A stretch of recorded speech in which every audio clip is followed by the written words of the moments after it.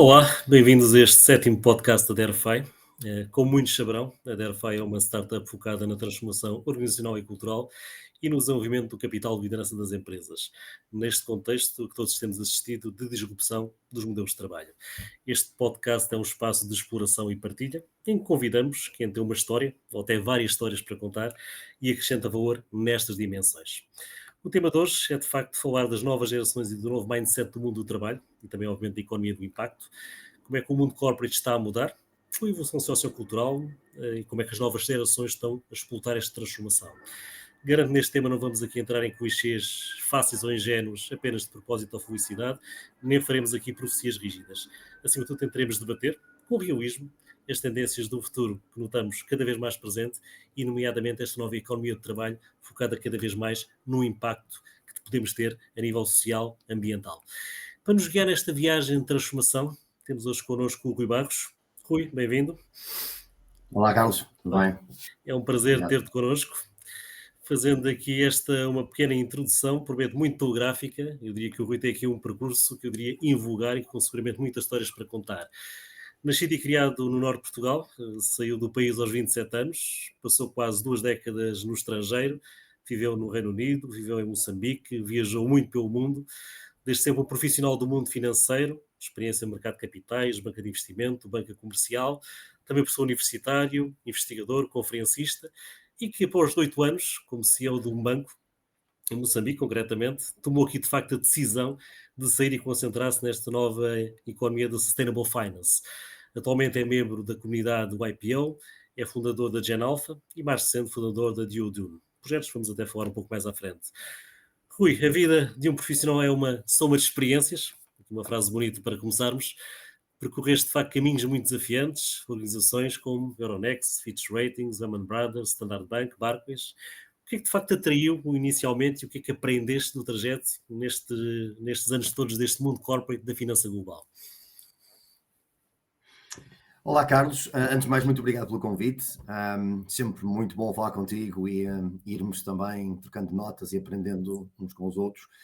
E de facto, acho que essa lógica de aprender foi o que sempre me atraiu. Aprender, partilhar também o que vou sabendo, mas sem dúvida que no momento inicial da minha carreira estava muito sedento de conhecimento e, portanto, enfim, sem querer estabelecer uma analogia que não é de todo justa, mas qual gerações passadas a sair à descoberta, não é? E, portanto, essa ida para fora de Portugal passou mais por procurar um desconhecido que me atraía para, enfim, alargar os meus conhecimentos. Embora tenha que dizer, comecei a trabalhar em Portugal e gostei muito e aprendi muito, e, portanto, voltei a Portugal mais tarde, onde me sinto também muito bem. Uhum, muito bem. E nestas grandes organizações multinacionais, quais foram as grandes aprendizagens que sentiste que registaste, Rui? O que é que no fundo este mundo te trouxe durante estas 2 décadas?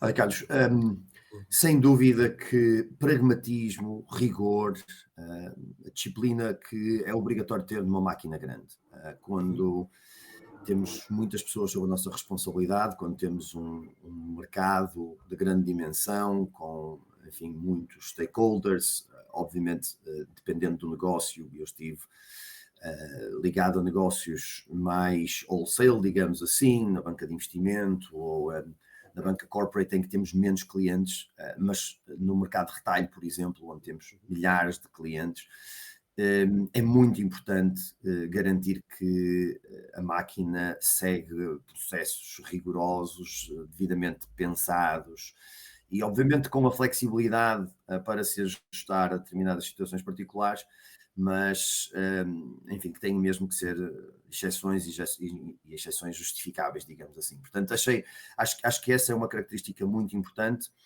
que vem com a escala, e enfim, depois podemos falar um bocadinho mais da minha experiência mais recente, que ao contrário de muita gente passou a ser para uma escala menor do uhum, que a que uhum. vivi durante muito tempo, e falando com pessoas que, pronto, que já passaram pela experiência do empreendedorismo há mais tempo, noto que a grande dificuldade de quem começa pequeno e se torna grande é criar o framework, digamos, para garantir que essa nova escala não perca controle, digamos assim. E, portanto, questões como a identidade da empresa, da marca, da organização, questões como a própria gestão de risco e, portanto, processos que garantam uma standardização por forma a saber que tudo é tratado mais ou menos da mesma forma perante as mesmas circunstâncias, é essencial para se ir crescendo, não é? Muito bem, o foco na eficiência da máquina, como dizia muito bem, no fundo, para que haja aqui uma escalabilidade que é fundamental nestes negócios. Muito bem. Questão mandatória, obviamente que já facilmente se anteciparás, porque é que de facto se abandona uma carreira clássica de CEO da banca e se mergulha neste novo mundo do investimento sustentável? Qual foi aqui o teu processo de decisão? Uma combinação de fatores, Carlos. Uhum, Antes de mais, eu diria que fez sentido para mim a fazê-lo no momento em que de facto já tinha uma carreira com mais de 20 anos, já tinha aprendido muito e, portanto, julgo que contribuí nesse mundo mais corporate bastante, aprendi certamente ainda mais. E, portanto, era uma espécie de fim de ciclo, enfim, não foi um processo interrompido de forma abrupta.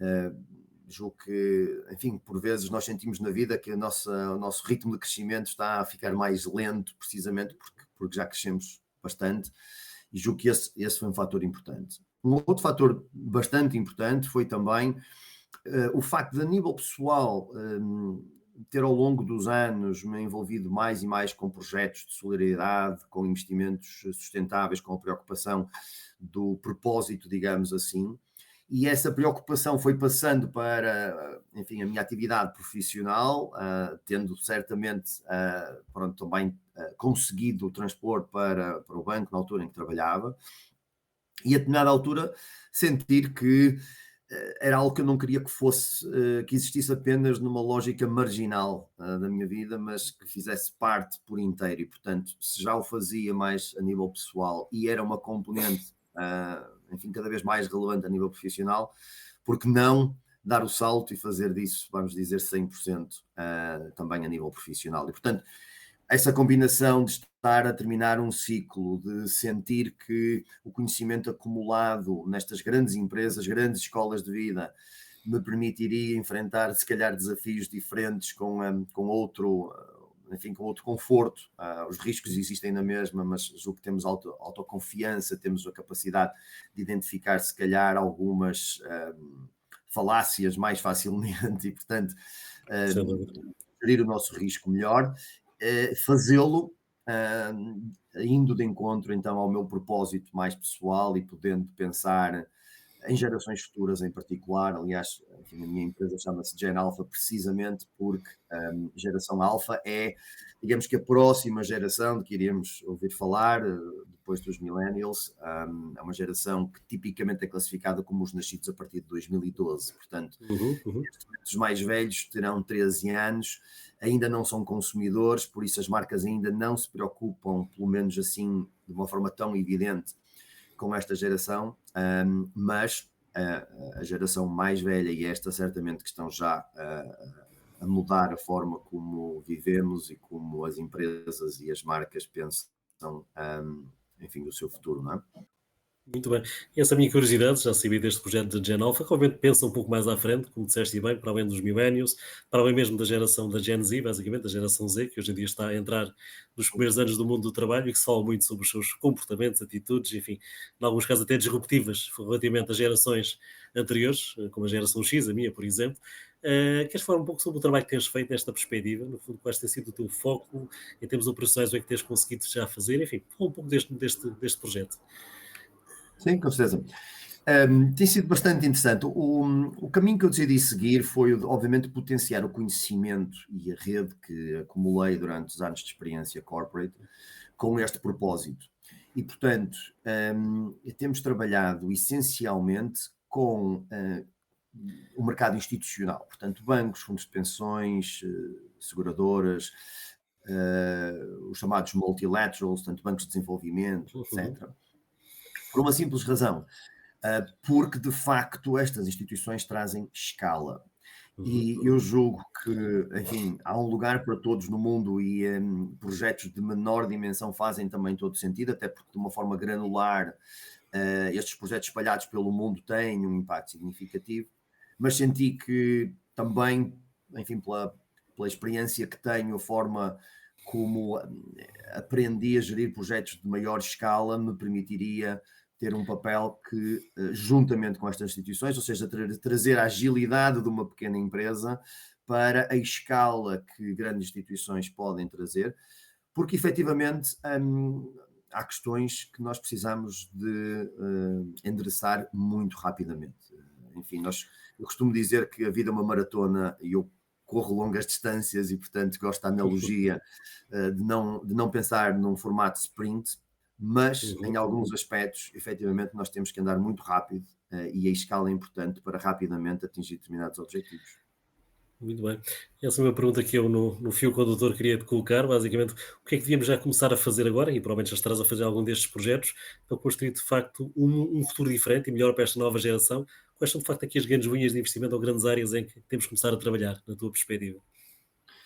Carlos, julgo que o principal enfoque que nós trabalhamos na Gen Alpha é oferecer soluções para uma realocação de capital destas grandes instituições a projetos Uhum, sustentáveis. E, uhum, portanto, o que nós tentamos encontrar é oportunidades de criar, digamos, um incentivo aos grandes uhum, bancos, seguradoras, fundos de pensões, etc., a alocarem mais capital a projetos que, sendo igualmente rentáveis, tenham no seu, enfim, no seu core uma estratégia, uma visão de melhorar este mundo para as pessoas, para o planeta em geral. E, portanto, é, acima de tudo, o de criar veículos que facilitem essa alocação de capital. Como eu dizia há pouco, as grandes instituições são uhum, muito uhum, boas a fazer o que fazem, mas também são muito rígidas. uhum. E portanto, eu julgo que esta mistura entre uma veia mais empreendedora, com mais vontade de inovar e até de assumir riscos que nós podemos trazer, criando condições quase chave na mão para que seja mais fácil estas instituições então alocarem uma maior fatia do seu capital e dos fundos que disponibilizam à economia em geral para projetos desta natureza. Muito bem. Estamos a falar em que áreas? Saúde, energia, educação, um pouco tudo isto? Um pouco de tudo, eu tenho Uhum, que admitir que neste momento temos focado mais em África e, portanto, nas ok, necessidades ok. da África. A minha ligação à África é muito forte, Uhum, foram 14 anos a trabalhar no continente e a maior parte deles a viver lá e, portanto, não só há uma ligação pessoal forte, mas também um conhecimento profundo. E uhum, naturalmente que nesse aspecto existem para a África necessidades mais prementes do que se calhar para outras partes do mundo, nomeadamente a transição energética, crucial, a questão da adaptação climática é essencial. Infelizmente, a África e outras partes do mundo que tipicamente poluem menos acabam por sofrer mais com as alterações climáticas, por exemplo, e, portanto, uhum. adaptarem as suas infraestruturas é importante, mas também construir infraestrutura que permita depois, enfim, mais equidade. Eu chamaria a atenção aqui para dois aspectos importantes. Um, na transição energética. Nós vemos, por exemplo, hoje em dia em Portugal, na Europa, que está à frente, inclusive, dos Estados Unidos e outras partes do mundo, a rede que existe de carregamento de carros elétricos, que, enfim, em breve será equivalente àquela que tínhamos para os combustíveis fósseis há algum tempo atrás. Obviamente isso não existe em África e, portanto, pensarmos uma transposição direta da realidade dos mercados desenvolvidos para os mercados em desenvolvimento não faz sentido sem antes criar essas condições. E, portanto, esse é um aspecto. Um outro aspecto que toca mais a dimensão da educação é o desenvolvimento que nós estamos a ter hoje em dia também no mundo desenvolvido à custa das novas tecnologias, nomeadamente AI e em breve Quantum Computing, enfim, Internet of Things e outras, blockchain, que já aparece, enfim, disfarçado em muitas dimensões. Tudo isto aumenta radicalmente a produtividade e até a forma de viver das sociedades, Uhum, mas uhum, carece também de uma infraestrutura que, infelizmente, em África, mas enfim, na América Latina, no Sudoeste Asiático, etc., ainda não existe e também é preciso trazer. Portanto, investimento nestas infraestruturas que depois permitam esse acesso à internet em todo lado, de forma, enfim, mais acessível, etc., com velocidades aceitáveis vão disparar o nível de produtividade e com as diferenças que nós temos entre regiões, este é um fator essencial de equidade, porque obviamente podemos fechar o gap se investirmos nas áreas certas. Sem dúvida, e é aquilo que pretendemos. Eu imagino que nestes projetos também tenhas trabalhado agora com as novas gerações, pensando obviamente em algumas delas para o futuro, mas também trabalhando agora Uhum. com algumas delas neste projeto de impacto. Como é que é com a tua experiência de trabalhar com estas novas gerações, millennials, geração Z, pessoas que trabalham seguramente de forma diferente, até tendo em conta os rituais corporate que tinhas no passado? Como é que tem sido essa experiência, na tua perspectiva enquanto gestor e enquanto líder? Carlos, como sabes, mesmo no mundo corporate, sempre fui um grande entusiasta de trazer novas gerações, de aprender com elas, de as integrar nessa máquina que nem sempre é fácil, de facto, e julgo que tem-se notado mais nos últimos anos, porque efetivamente alguns fatores que têm tornado as expectativas destas novas gerações diferentes das gerações anteriores. Uhum. E eu costumo comentar que nós somos de uma geração que viveu a globalização, mas foi uma globalização comercial. Uhum. Estas novas gerações vivem uma diferente forma de globalização, nós até deixámos cair esse termo em grande parte, É verdade. porque, diria, se quisermos manter o paralelismo, é uma globalização social, com base em social media. E, portanto, o que aconteceu numa geração anterior, em gerações anteriores, foi que estas trocas comerciais abriram as portas para conhecermos a cultura e identidade de outros mercados. A Europa comprou muito mais dos Estados Unidos, vice-versa, enfim, a África também, naturalmente, e todas as regiões do mundo se abriram nesse sentido. Importámos essa cultura e parte dessa identidade e fez-nos, de facto, pensar de forma diferente. Mas manteve-se uma cultura genericamente hierárquica. Uhum. E esse aspecto, julgo que agora tem vindo a ser desafiado por novas gerações, porque a sua forma de interagir com o mundo distante, fisicamente distante, através dos social media, é muito mais uma interação comportamental, uma interação, enfim, de padrões sociais, não comerciais, não empresariais, e, Uhum. portanto, perdeu-se a comunicação ou, enfim, a valorização dada a questões mais hierárquicas e criaram-se diferentes expectativas. De facto, essas barreiras deveriam desaparecer. Sinceramente, julgo que em grande parte sim. Estão a esbater-se Um, já, seguramente, pelo que nós vimos. sem dúvida, porque existe uma força que eu diria que vem dos dois lados e, portanto, sem dúvida que essa evolução está a acontecer e é visível. Apenas me parece que e é uma preocupação que eu tenho tido também nos últimos anos nessas interações, há uma necessidade de aprendizagem e de passagem de conhecimento intergeracional que só se faz com o tempo.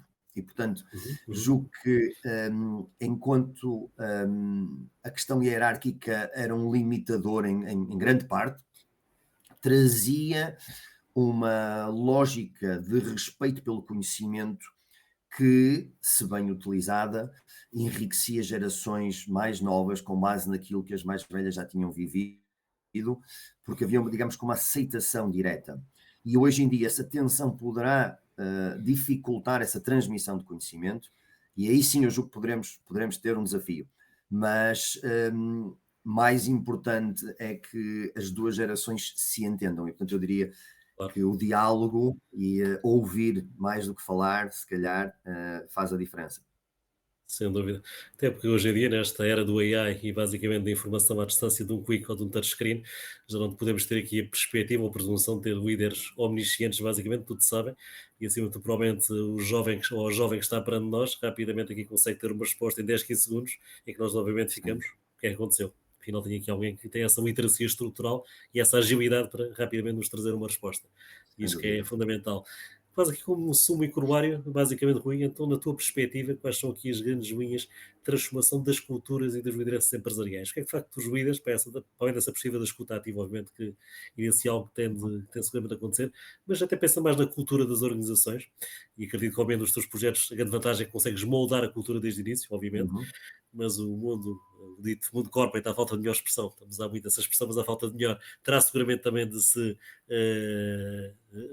rejuvenescer e revigorar essa perspectiva. Quais são, de facto, as grandes molduras, as grandes mudanças que antecipas nas culturas empresariais?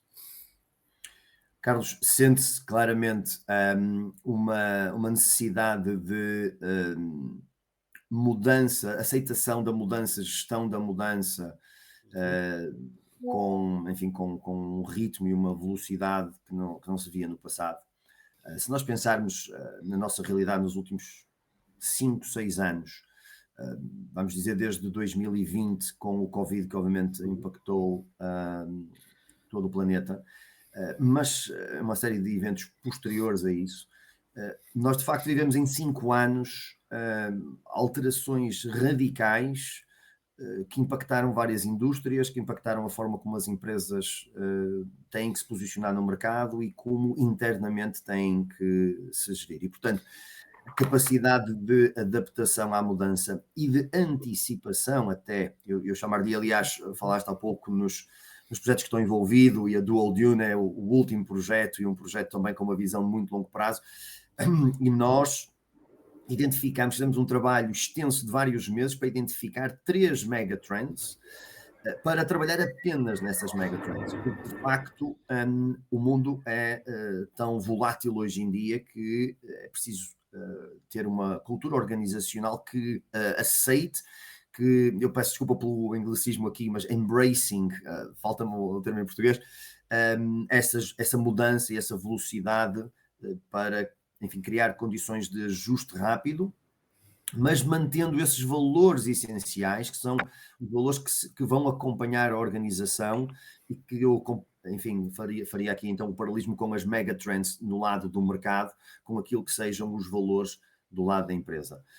E Uhum. por outro lado, acho que é muito importante também o que mencionaste há pouco com o AI, porque uma cultura de common sense, uma cultura de Uhum. validação.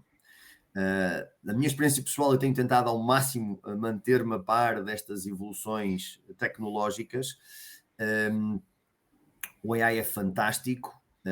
Nós temos estagiários e jovens a trabalhar connosco que manuseiam muito melhor os aplicativos disponíveis hoje em dia do que alguma vez eu hei de ser capaz, e portanto trazem-nos uma produtividade fantástica, mas é muito importante que a experiência e o conhecimento da matéria ainda persista para validar, porque sabemos que as máquinas por vezes ainda falham, ou pelo menos não nos entendem ao ponto de nos darem as respostas certas. E portanto este equilíbrio dentro das organizações, de abraçar a mudança, de abraçar uma nova perspectiva de novas gerações com novas expectativas, mas que traga essa camada de experiência que garante, enfim, que no final do dia não saímos dos carris e mantemos uma visão de longo prazo sólida e coerente, não é? Muito bem. Uma boa mensagem final, seguramente, Rui. Enfim, são excelentes tópicos e está a ser de facto uma excelente conversa. Poderíamos seguramente estar aqui horas a falar sobre estes desafios, mas é claro que o nosso tempo é limitado, tendo em conta o modelo do podcast que quisemos desde o início aqui instituir. Rui, mais uma vez, muito obrigado por estares aqui connosco e investir o teu tempo para partilhar connosco aqui as tuas ideias, até os teus projetos, e desde já felicidades para estes trajetos inovadores que estás neste momento agora aqui a trilhar. Eh, Muito obrigado mais uma vez a todos vós que Obrigado, ok. assistem. Muito obrigado. A todos vós que assistem a ouvir este podcast. Espero que tenham gostado. Voltaremos muito em breve. Muito obrigado. Bem-ajam. Muito obrigado.